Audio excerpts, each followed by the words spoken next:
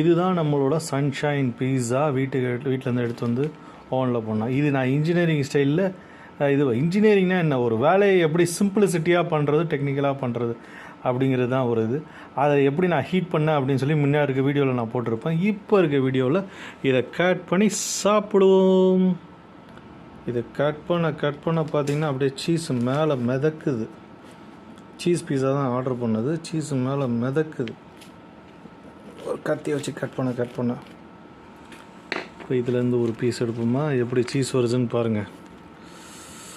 Wow, எவ்வளோ பெருசாக cheese போகுது பாருங்கள். நம்ம ஐபேடு, ஃபோனு எல்லாத்தையும் மேலே தூக்குற அளவுக்கு சீஸு போகுது.